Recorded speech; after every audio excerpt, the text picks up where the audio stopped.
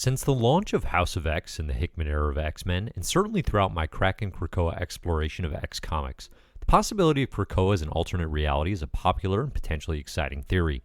The ambition and vision of Professor X, Magneto, Moira MacTaggert, and mutantkind is grand enough that it begs the question whether all this change is really happening in Marvel's core Earth 616 timeline. Today I'll answer, is the Krakoa era an alternate reality? Who are the Omega-level mutants most likely to play a role in the Hickman-era alt-universe? And if there is an alternate reality in play, what should it look like? Welcome to Krakin Krakoa number 57. I'm Dave Busing, founder and editor-in-chief of comicbookherald.com. If you like CBH YouTube channel or podcast, please consider liking, subscribing, and sharing. Links to channels and Patreon support are included in the show notes. You can find full X-Men and comic book reading orders over on comicbookherald.com. Spoilers for discussed comics may follow. Is the Krakoa era an alternate reality? It won't surprise me in the slightest if an alternate reality is in the works for a future state of the X-Men line, or even a future event. Truly, I look forward to it. That said, I don't think that what we're reading right now, House of X, on into 2020's Dawn of X comics, is an alternate reality. My reasoning is more practical than narrative. If this is all part of an alternate reality, it would imply the entire Marvel Universe is also locked within this reality. After all, we have already seen the Krakoa era referenced in non-X-Men comics such as Valkyrie or Black Cat. I'm cataloging all those significant references, by the way, in the Dawn of X reading order on CBH, so let me know if you see something missing. While that would be cool as all get out, I just don't think that level of line-wide coordination, where all of the Marvel Universe is an alternate reality, is very likely. Let's take one example, Empire. The upcoming, apparently now weekly, Marvel event includes X-Men tie-ins, which means the series very much occurs in the same universe. There's no denying it. If Empire occurs in the alternate reality of Krakoa-era X-Men, that means two unlikely scenarios. One, somehow the comic's history of this alt-reality is identical to the past of the known Earth 616, and two, the major universe-wide event happenings of Empire will be in a presumably tentative reality sent to be changed at a future date. I'm here for it if it happens, but that's a whole lot of coordination that would definitely shock me. Otherwise, I can at least see the reasons people might think Hickman's X-Men is already an alternate reality. For starters, House of X is a callback to the 2005 Marvel event House of M, in which Scarlet Witch, at the urging of brother Quicksilver, created an alternate reality in which Magneto ruled the world, mutantkind was generally dominant, and Wanda tried to give literally everybody what they wanted. For example, Peter Parker is happily married to Gwen Stacy, and Uncle Ben's doing just great. Likewise, Hickman makes considerable callbacks to Wanda's famous No More Mutants, which led to the decimation of mutants, and Wanda's newfound status as the Great Pretender. The era is certainly top of mind. Similarly, there remains broad skepticism that the X-Men's behavior is aligned with the heroes we've known them to be in the Marvel Universe. I don't really prescribe to this theory. As Cyclops says in House of X number 1, did you think we were just going to take it? But an alternate reality would offer an easy out here and allow for the return of the real X-Men by run's end. Again, I highly doubt this outcome. A mild alteration on this theme that I prefer would be the revelation that this Charles Xavier is actually one of the evil Charlie X's from the Greg Pak written Extreme X-Men during the Marvel Now era, but again, I think it's more likely that Moira just, in her own words, broke him. This is a different version of Charles Xavier than we've seen to date. So no, due to the integration of Krakoa into the broader Marvel Universe, and the fact that the skillful execution of the status quo shift simply fits in Marvel Comics, I don't think Krakoa is an alternate reality. Not a hoax, not a dream. Again, mutantkind reacting in this specific way to decades of fear, hate, and abuse does not feel to me in any way unbelievable. I do think an alternate reality is in the X-Men's future, though, and I also think we've already been given many clues about how it might take shape. That's what I'm interested in exploring for the remainder of this episode, looking at Marvel's Omega-level reality warpers and a handful of other players who could get us there.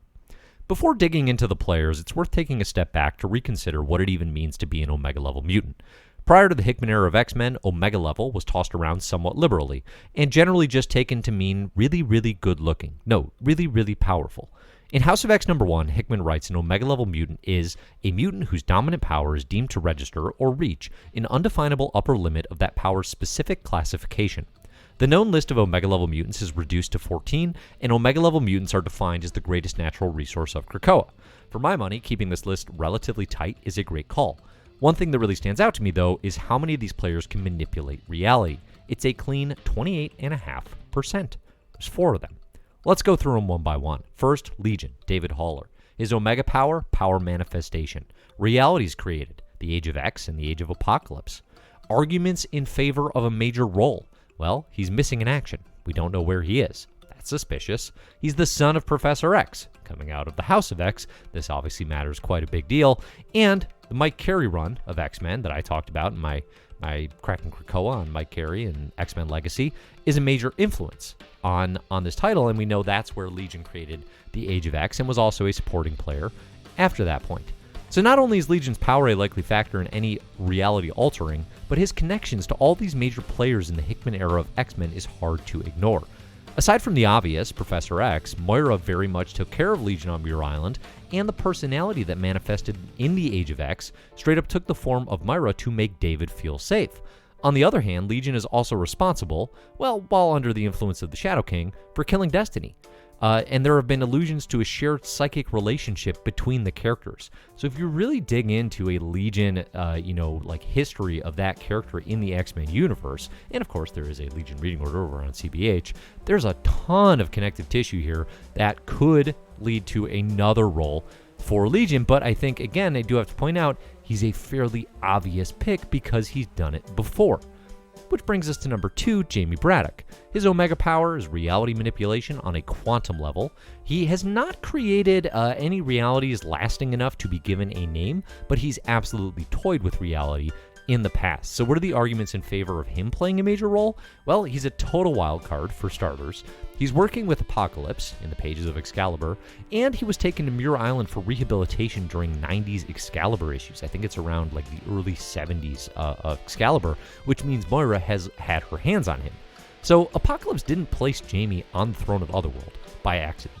I'm not sure it'll get directly referenced again, but the last time Jamie ruled Otherworld, or thereabouts, it was in the pages of Uncanny X-Force, and it was as a corrupted future version of himself known as the Goat, a sorcerer hellbent on straight-up devouring the multiverse. Betsy had to kill Jamie that go-around, and I could definitely see him playing a major role in Apocalypse's plans moving forward. Other reality warpers, Proteus, Kevin MacTaggert. Omega powers, reality manipulation on a psionic level.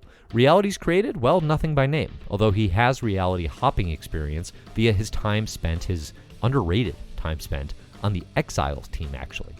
Arguments in favor of a major role? Well, he's already part of the Krakoa 5, bringing about the resurrection protocols on Krakoa, making sure that all mutants are brought back to life. He's Moira's son, which of course is the biggest connection, and historically, Proteus is kind of a loose cannon. He's rarely operated on his own terms in a significant enough a way where, he would be the reality warper, but I could definitely see him being in the mix, again, because of those significant Moira MacTaggert connections. Speaking of being on his own terms and creating realities, Franklin Richards, his Omega power is reality manipulation on a universal level. Realities created, a whole lot of them. Heroes reborn after the Onslaught era, an event in Marvel Comics of the 90s, and possibly this one? After Secret Wars, the 2015, just in the 2016 event, written by Jonathan Hickman with incredible art by Esad Ribic, Franklin and the Fantastic Four are sort of left behind in the multiverse, omniverse, whatever you want to call it, and Franklin's powers are creating universes, yet again, sort of setting things right after Secret Wars and everything ends. So the very Earth 616 that we know right now is partially a product of Franklin Richards' power set. So arguments in favor of a major role, well, besides what I just mentioned, Hickman's Fantastic Four. He's already done a lot of work on the characters. He's already done a lot of work on Franklin Richards, in particular, in future versions of himself. He mentions the team in House of X #1, and Franklin basically gets his own mini in X-Men Fantastic Four as he's the most powerful of this entire Omega level mutant set. If anybody's the odds-on favorite to create an alternate reality, safe for mutants, it's definitely Frankie Ballgame. It makes a whole ton of sense. I also can't avoid noticing there are 4 designated Omega-level reality warpers.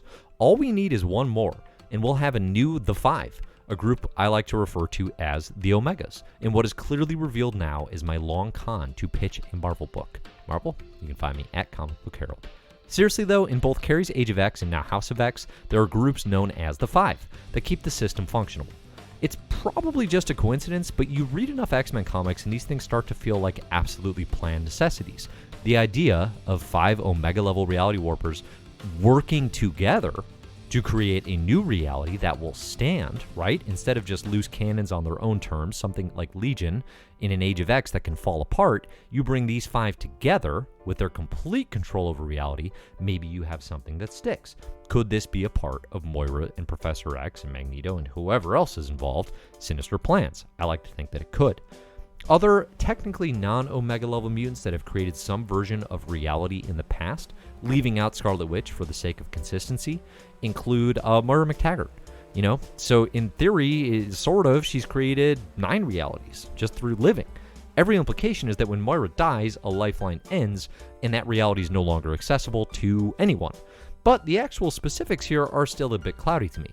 I've been pitching my theory that the Zorn and Rasputin from Moira's 9th life are likely to reappear via black hole travel, which would quite literally punch a hole in the idea that there's no travel between Moira's lifelines. I'd like to see it, but it would all of a sudden overturn the fact that, wait, can we travel between these different lifelines of Moira? How does that work? Ultimately, the easiest alt-reality reset button is Moira turning off the console in the middle of a huge L and restarting the game with a shot at life 11, although again, per Destiny's warning to Moira, the 11th life isn't even assured.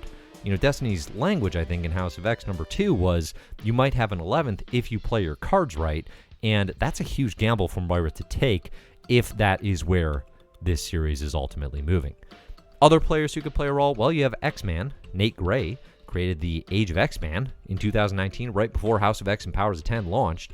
Given the recency of that event, I think there's approximately 0% chance that Nate Gray returns and tries his hand at a new reality, but we can't discount the fact that Age of X Nate may be involved. For starters, we don't know where he is. And as I discussed in the Hickman's X-Men Time Gap video, Age of X ends with Nate and Magneto discussing some very ominous plans for the future that I could very much see impacting the road that X-Men comics take here. One of my favorite ideas here is Jean Grey, the return of Jean Grey as the White Phoenix of the Crown, an idea from Grant Morrison and Mark Silvestri's concluding arc, Here Comes Tomorrow, into X-Men number 151 to number 154.